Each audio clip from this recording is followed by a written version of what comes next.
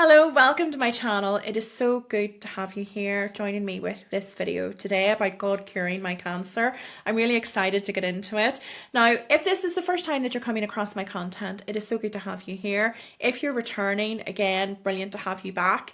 My name is Gemma Lonsdale. I am a prophet, a modern day prophet, a speaker, spiritual teacher, author. You can get my book if you click the link in my bio.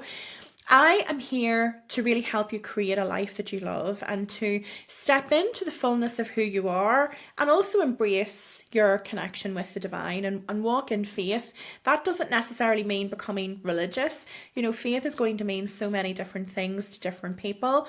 I talk about God. You may use the term the universe, source. Use whatever is relevant for you, okay? So it's really important that we don't label faith necessarily of how it should look or, how we should action it. It's really something for you to explore yourself. So whether that's a trust in a higher power or whether you are sitting reading your Bible every day, it is completely up to you, okay? So, getting into the juicy bits, I wanted to really talk about what I have been given, the information that I have been given about my cancer. So, if you follow my content already, you may have seen that I have recently had a third diagnosis of cancer. It is my cancer recurring. It's the same breast cancer as I had before that has come back for the third time, only this time it has decided that it didn't want to stay in the breast and it wanted to move to another few parts of my body. So it has done that, which in a medical sense can be very hard to get rid of. And it can become more of a challenge really once it has spread and once it has went elsewhere. I was really told that it's more about managing the cancer and prolonging my life rather than, trying to completely get rid of it. Although a cure isn't completely out of the question. However, whenever I actually connected to both Chester and to God directly, I was being told that my cancer would be cured and I was being told that God was going to take my cancer. And I am over the moon with that. Now, if you have ever had a private session with me or you have read anything, any of the reviews or anything like that are on my website, you will know how accurate I am and how confident I am in the information that I get. You will be aware of how clear the information comes through to me because not only am I seeing it, I'm also hearing it as well. And I feel the energy and, I have everything working at once. So it was a massive comfort for me to get that. And I really wanted to talk today about how that's going to happen and when it's going to happen as well. And the timing really of God working in our lives, so this higher power working for our benefit. Now, it's funny because miracles, certainly in my view, I always thought, well, people think of miracles as something that happened in Bible times.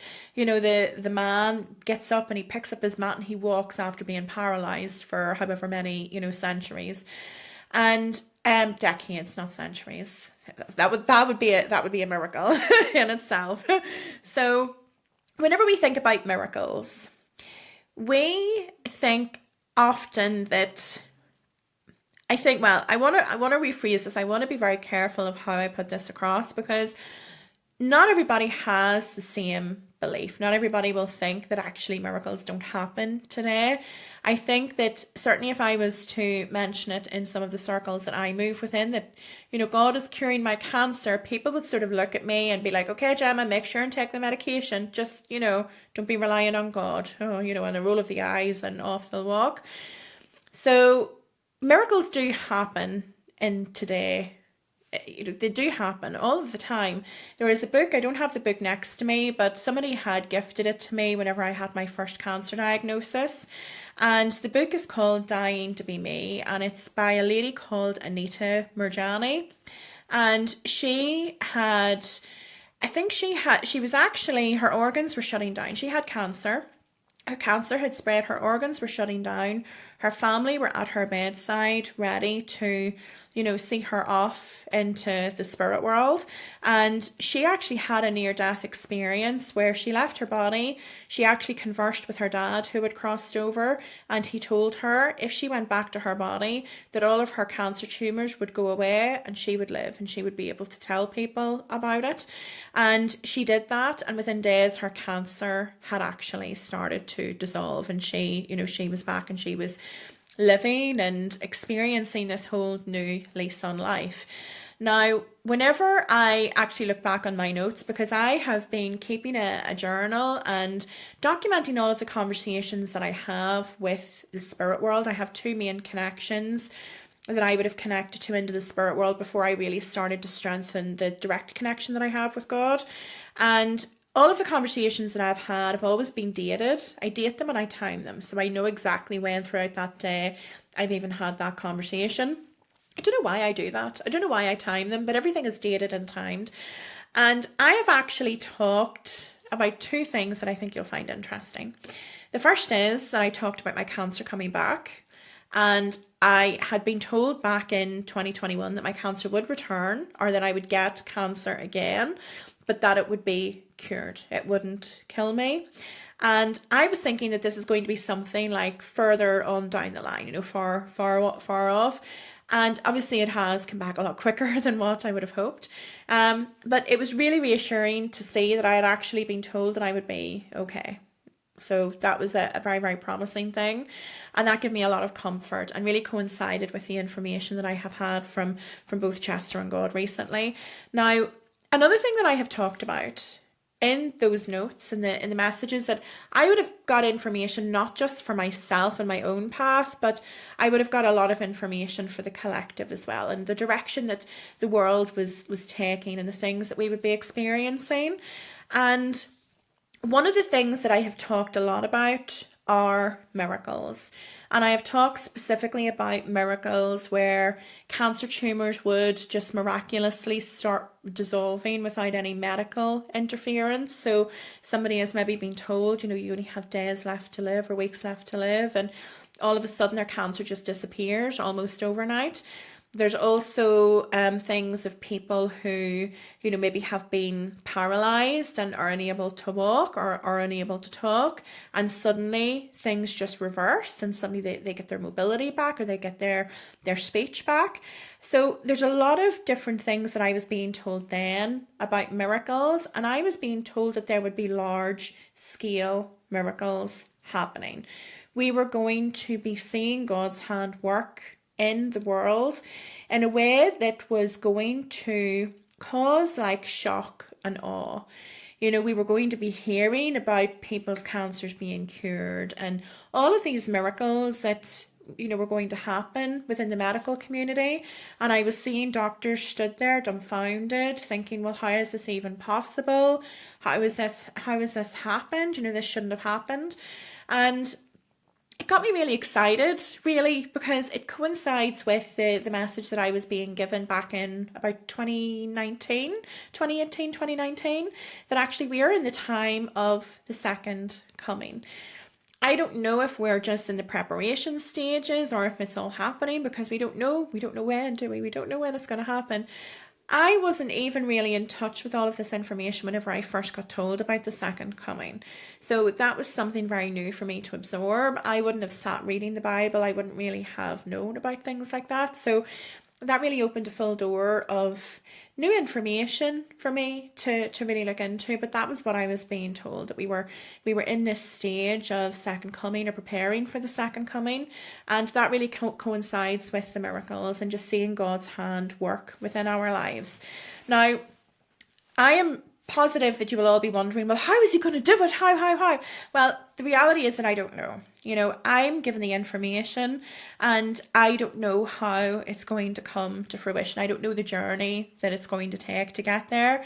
If you've ever had a private session with me or with anyone else, perhaps with a gift, or, a psychic or an intuitive, for example, whenever we bring information through, we often don't know how we're going to get there.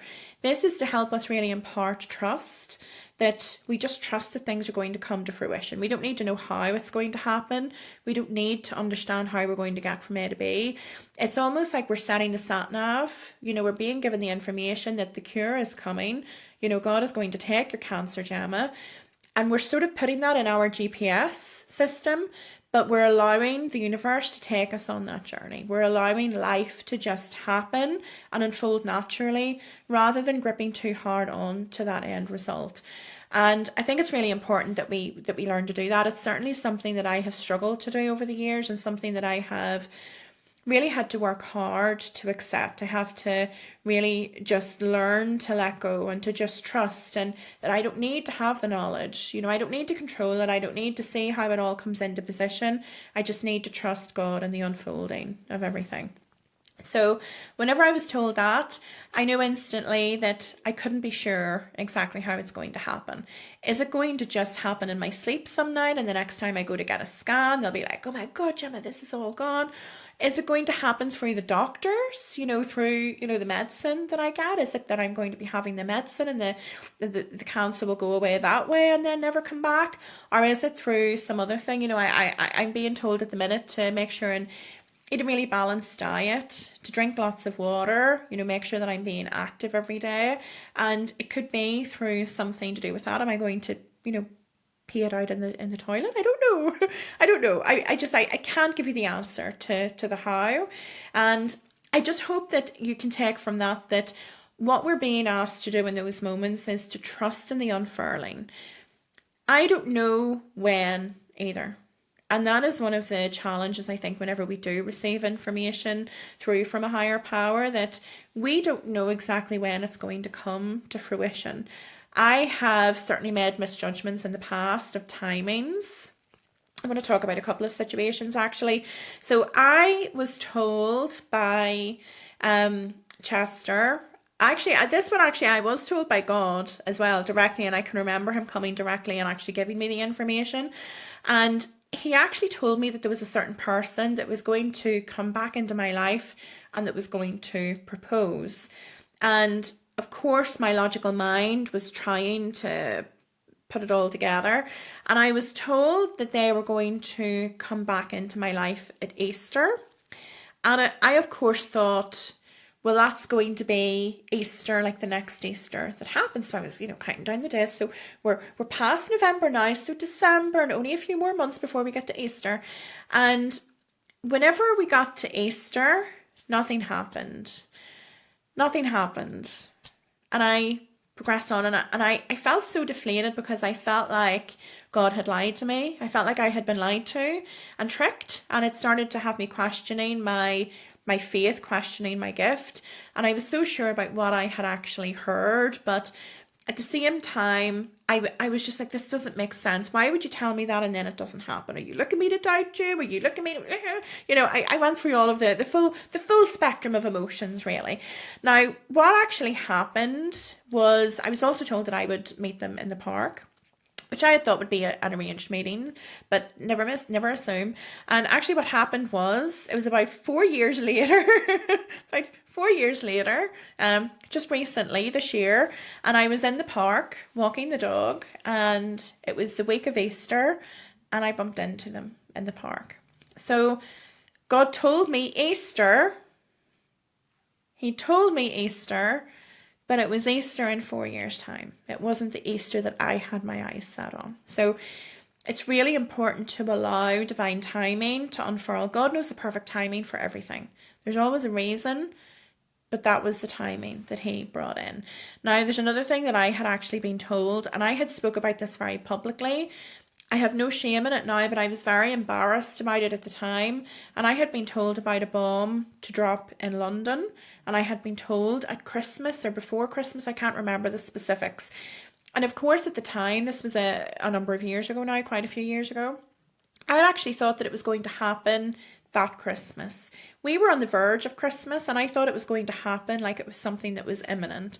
And this was my naivety, I guess, and my lack of I don't want to say lack of development, naivety and lack of experience, perhaps, where timing was concerned, that I hadn't realised that I was being given information, but I couldn't know for sure whether it was that December or whether it's December 2030.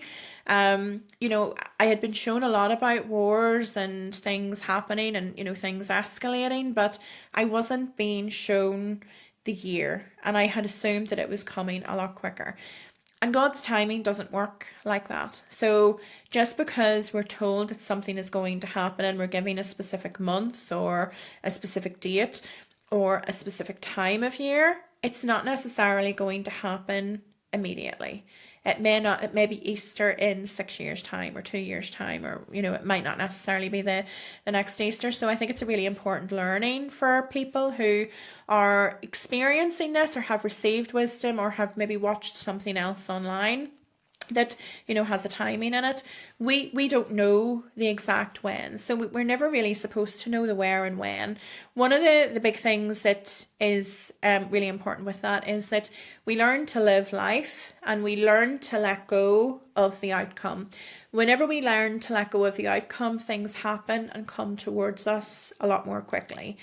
In my example with, you know, the man, the boy, the man, he is a man, the guy that was, you know, coming back into my life, I had really clung to that, and that prevented it from being able to come into my life, and it really helped me focus on my growth. So there's a lot of positives that have come with that, but I learned a lot of lessons, a hell of a lot of lessons with that. It was probably one of the biggest learning experiences that I've had in my life to date, and has triggered me in ways that you can't even imagine. But whenever we're triggered, it's highlighting obviously a hidden wound that we need to deal with. So it has really forced me to do a lot of shadow work and forced me to deal with a lot of things. So it's really good that has really come to the surface. But I'm really excited about what is to come for me. You know, the main thing that I realized, that whenever I was told that my cancer was back, and, you know, they were talking about managing it and prolonging my life, and I'm thinking to myself, gosh, you know, that's quite a big shock. But I wasn't afraid of the idea of crossing into the spirit realm, and I'm still not. You know, I grieve at the idea of my daughter not having her mum here, but I'm not scared of death. And I think that's probably because of all of the work that I have done on myself over the years, the sort of work that I do as well, and the connection. And I think that it's really important to show the level of faith that I have as well, that life doesn't just finish here. You know, life continues on, and death isn't something to be afraid of. I actually was listening to a song. It was a couple of days after I'd been diagnosed, and yes, it was a bit of a shock, and I was having little bouts of, you know, tears and the emotions, you know, as they come to the surface. But overall, I was feeling quite good, quite okay.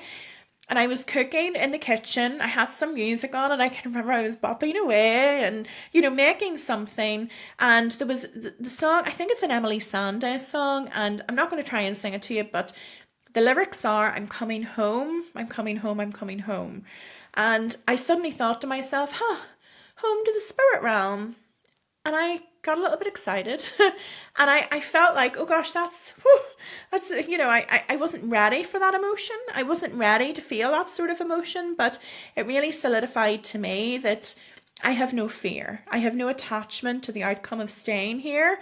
And if God was to change his mind and say, actually, Gemma, come on, we need you back here, like, I'd be there in a heartbeat. However, I really feel like I haven't fulfilled my role here yet. And now I'm realizing that, first of all, I wanted to share that God never breaks a promise. If God makes a promise, he will always fulfill it. We may have to wait longer than what we think, but it will always come to fruition. Whenever I got that level of excitement about, you know, the whole going over to the spirit realm and everything else, it just really solidified for me that I have really struggled stepping into my role as a prophet. I don't know why I'm getting all emotional now. I have really struggled with this. You know, I don't come from a background of believing in God. I didn't grow up believing in God. I didn't grow up in a family that really put God at the centre. We didn't have a faith. And whenever I went through my spiritual awakening in 2018, that brought me closer to the spirit world and closer to God. You know, I really knew then, wow, this is all real. But actually talking about God, using that term, wasn't something that I was necessarily comfortable with. I took the path initially of being a psychic medium. That's the label that I would have used whenever I was working with people. Even though I wasn't necessarily doing traditional mediumship and connecting people to their departed loved ones. And yes, that did happen a few times, but typically I was bringing knowledge and information through for the collective. But I also would have been bringing spiritual guidance and insights into people's healing and things like that through from the two main connections that I had in spirit. So as I've really been pushed and told, you're a prophet, Gemma, you're a prophet, and being pushed down this path, that I suppose the journey that I'm on now is really like, Gemma, the clock is ticking. You need to step into that now. You need to do your work. You need to do what you came here to do. And actually what I've been told is that the more that I step into that and the more comfortable I get with sharing my knowledge with the collective and doing what I came here to do as a prophet and really embrace that role, that the alignment, the fact that I'm in alignment with who I'm supposed to be and I'm not resisting anything and I'm not worried about what people will think or what my current followers will say, and well, they came to me for spirit stuff but they're not so interested in God, so they might not, stick around. Whenever I leave all of those worries behind me, that's whenever God was saying that my cancer will just disappear. The more it'll just go quicker. Okay, so it's the more I step into who I'm supposed to be, not just even with my role as a prophet, in so many aspects of my life, the more I embrace my true, authentic version, the more healthier I'll become and the less space there will be basically for cancer within my body. It's almost like an energy thing, like I don't even know how to describe it, but really how it's being shown to me is that any disjointedness within my body, any inauthentic parts or any parts that are out of alignment, they almost create a space for things like cancers to grow. So whenever we really are stepping into who we're supposed to be, we're stepping into our own happiness and we're living a more fulfilling life, everything just shrinks into place and it just doesn't leave the room, really, the space for cancer. So an illness in general, we just be healthier, we just healthier, happier people, the more authentic we are and the more that we follow our calling, if you are being called to something. So it's really interesting to have that. But God is very much working today. He is here creating miracles. He is creating, sharing new information and new knowledge. Now, I am not the sort of person, and I have been reading the Bible, but I am not the sort of person that's going to start quoting, certain Bible verses or passages or throwing scripture at you. And there's a lot of reasons for that, and this is maybe a different video, but I'm here to talk about God's word as it is today. Whenever I'm talking to him, and I'm making sure and talking to him every day, he has said to me, I need to be cultivating that connection. It's like whenever Chester first came into my life, the more I spoke to him, the more I created space in my life to foster that connection and to nourish it, the stronger it became. The easier I seen him, the easier it was to hear him, and the easier it was for information to just flow. So I guess I'm at that stage with God now where the more I do it, the more I create space for him in my world, and the more that I talk to him and cultivate that connection, the more that I will experience that strengthening, and maybe he will show me more of who he is. And I talk about him as being a he because probably cultural conditioning, he's talked about as a he, but also he does come through to me as a male energy. But again, that could be because it matches my expectations of who God is. So it's a really exciting journey for me. I want to share it all with you, and I'm really pleased that you're here along with me. I'm going to be getting back to sharing, messages for the collective and everything else as well. So I'm pleased that you're here. I'm really excited to have you here. I am really excited about where this is going. I'm excited about my cancer. Such a weird thing to say, but cancer has brought so many blessings into my life, and it really is a course correction. Chester was showing me that before, that this isn't the end of the road for me. This is an opportunity for me to adjust my sails and reset my GPS and make sure that I'm going in the direction that is serving me more but it's helping me to serve you more, because that's what I'm here for at the end of the day. You know, I am here to be of service. So I hope that that has really inspired you. I know I've went a little bit off topic on a few cases there, but I have so much to share, so much to say, and I'm really excited about saying it all. So make sure and subscribe if you want to hear from me a little bit more often, and then you will be alerted to the videos that are posted up. I am very much working. I'm not doing one-to-one work at the moment, but I am figuring out where I go with maybe group stuff. I was thinking about maybe doing like fireside chats online as well. I know I have no fireside in here. We can put a fake background up with a fire on. We can manage all of that. But I'm really excited to be here. Really, really excited to be here. So before I go, I also have my book, Wisdom, Proverbs for Today. My book has been out a few months now. It's available on Amazon. The link is available in my bio, or you can search for it on there. And this is a selection of different proverbs, different wisdom, basically, that came through from God. So I really wanted to share that with you because it's really relevant to today. And actually, whenever I read Proverbs in the Bible, I didn't really feel like it was as relevant, and another story for another day. But there you go, that inspired me to write this book. I hope that you enjoy it. It is available on Kindle as well, or you can buy it on hardback and paperback, and I will look forward to seeing you again soon.